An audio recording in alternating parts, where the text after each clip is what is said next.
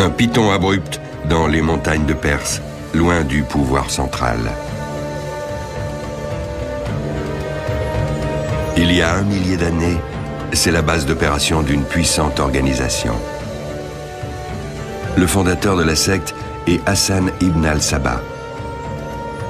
Combattant de la liberté visionnaire pour les uns, terroriste sans pitié pour les autres. L'efficacité meurtrière de ses fidèles est redoutable. Son nom inspire la crainte jusqu'en Europe. Les croisés, venus reconquérir les villes saintes dès la fin du XIe siècle, sont amenés à côtoyer ces hommes redoutés dans l'actuelle Syrie. Un chroniqueur européen rapporte alors les premières rumeurs concernant une mystérieuse engeance musulmane.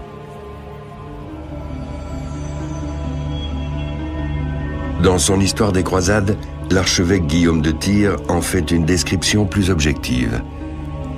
Il existe en Syrie un peuple qui règne sur 10 forteresses. Il désigne lui-même son chef, appelé le Vieux de la Montagne. Sur son ordre, ses adeptes commettent des assassinats, sans peur des conséquences de leur acte et sans jamais songer à fuir. Lorsque le vieux souhaite se débarrasser d'un prince, il lui envoie un de ses fidèles armé d'un poignard. Les Sarrasins et nous-mêmes les nommons les assassins, mais l'origine de ce nom nous est inconnue.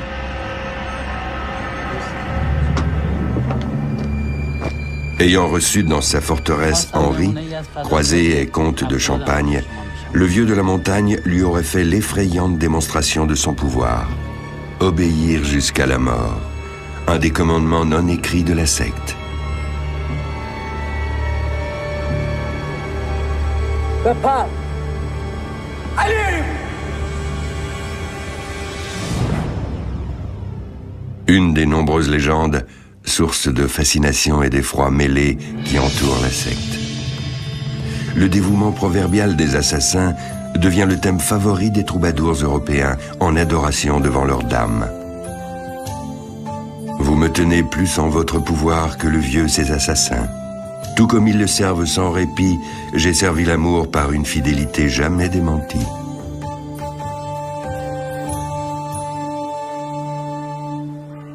Les assassins entrent dans l'histoire comme des messagers de la mort. Un mythe est né. En récompense de leurs assassinats, le vieux promet à ses disciples toutes sortes de joies. Il leur fait miroiter le paradis de leur vivant.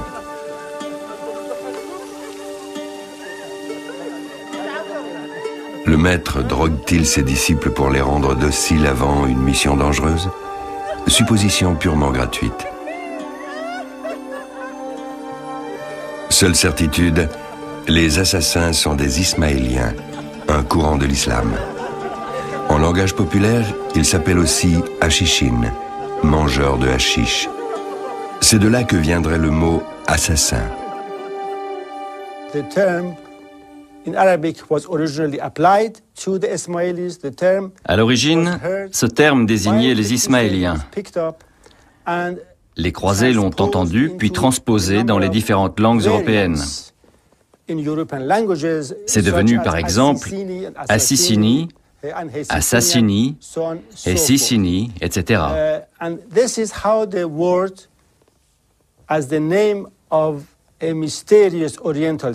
Ce terme fut introduit en Europe pour qualifier une société secrète orientale.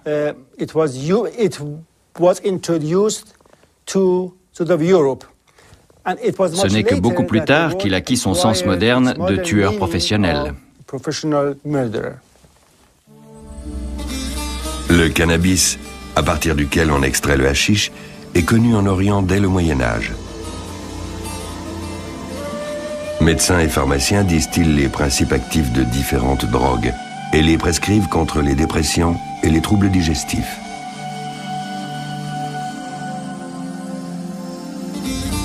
Les musulmans fervents considèrent ces mangeurs de hashish qui consomment du cannabis pour le plaisir comme des dévoyés.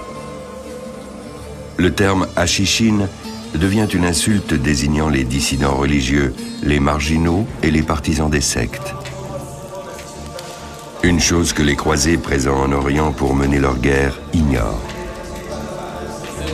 Pour eux, les assassins sont des hommes adonnés à un vice, qui font parler d'eux dans tout le pays en commettant des meurtres spectaculaires. Attentifs aux rumeurs, les croisés restent néanmoins leur garde. L'origine de la secte se situe plus à l'est. Guillaume de Robrouck nous livre des informations plus précises. En 1253, ce religieux flamand est mandaté par Saint-Louis à la cour du Grand Khan de Mongolie.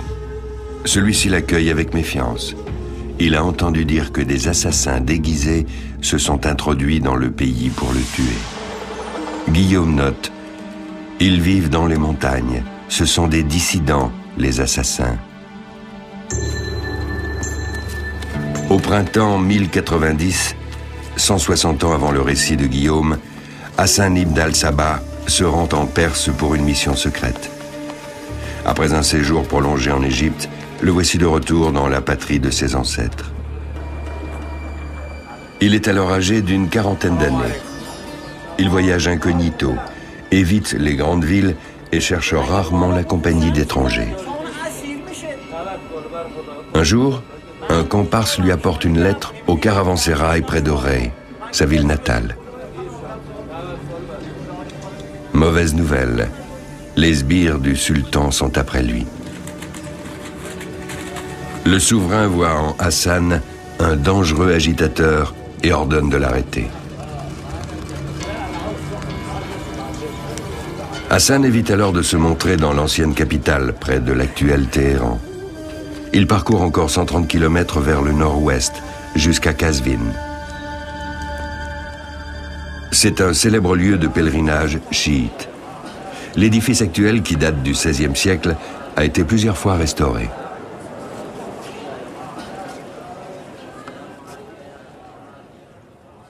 Il abrite le tombeau de Hussein, fils du 8e imam, tué en 821 alors qu'il était de passage dans la ville avec son père. Les fidèles prient devant son reliquaire pour qu'il exauce leurs souhaits. À Qazvin, Hassan est certain de recruter des sympathisants. Mais il doit agir avec prudence. Le temps où il faisait partie de l'élite de son pays est révolu. Comme la majorité des chiites, il vénère les 12 imams, descendants directs de Mahomet. Il ne m'est jamais venu à l'esprit de chercher ailleurs la vérité, écrit-il. Plus tard, il s'initie à l'ismaélisme et se forme en théologie. Dès lors, il fait partie de la minorité chiite qui a fait sécession avec le 7e imam, Ismaël, et qui sera persécuté sans relâche. Hassan est donc contraint d'opérer dans la clandestinité. Après des années passées à l'étranger, il souhaite constituer en Perse une armée de partisans dévoués à la cause ismaélienne. Mais pour quelle raison cette communauté est-elle considérée comme dissidente? À sa mort en 632, Mahomet n'a laissé aucune directive concernant son successeur. Suivant leur coutume, les puissantes tribus arabes élèvent le plus méritant des leurs au rang de calife, de représentant du prophète. Mais les 3 premiers califes sont rapidement assassinés. En 656, Ali, cousin et gendre de Mahomet, devient le 4e calife. Il réside à Koufa, dans l'Irak actuel. 5 ans plus tard, il est assassiné par des rebelles dans la mosquée de la ville. Selon les partisans d'Ali, Mahomet aurait désigné son gendre comme successeur.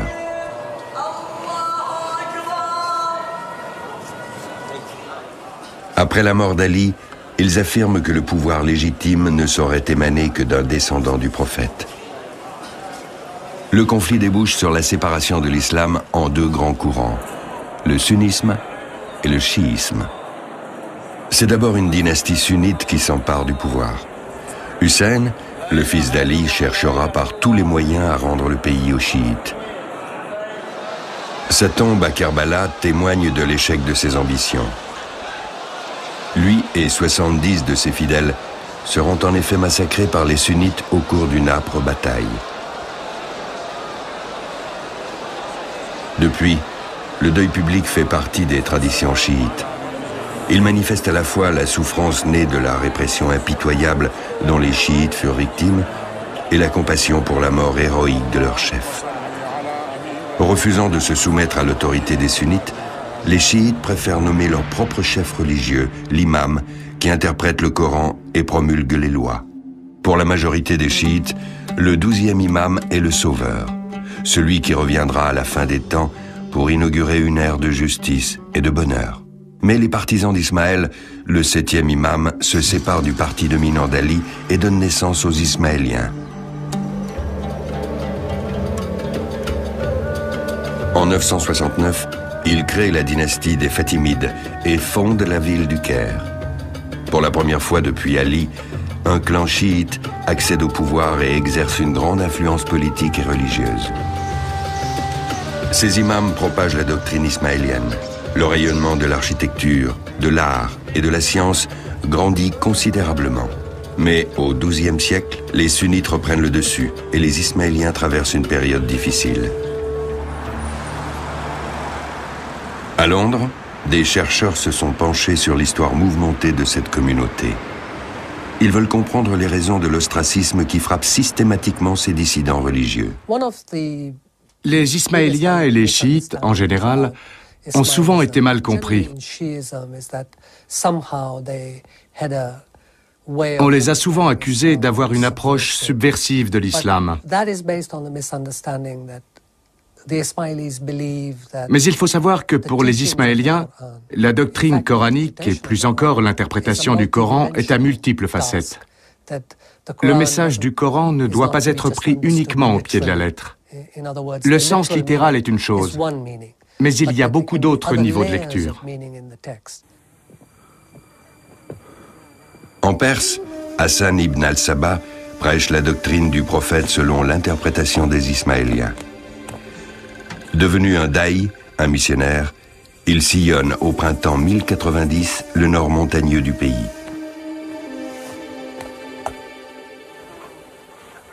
Il tente de convertir les musulmans à l'imamisme, sur lequel, avec l'interprétation des sourates, se fonde l'ismaélisme.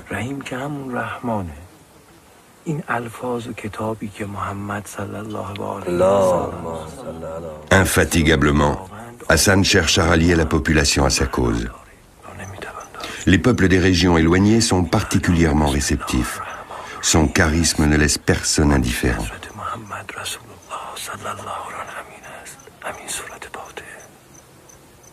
Épris de liberté, résistants et guerriers, les villageois ne s'en laissent pourtant pas compter. Les paysans se sont toujours révoltés contre le joug étatique et religieux imposé par les sunnites. Ils revendiquent très tôt leur indépendance. Aucun souverain n'a jamais pu les soumettre. Cette région difficile d'accès constitue un refuge idéal. Hassan souhaite y établir une base d'où il pourra lancer ses attaques contre ses adversaires religieux.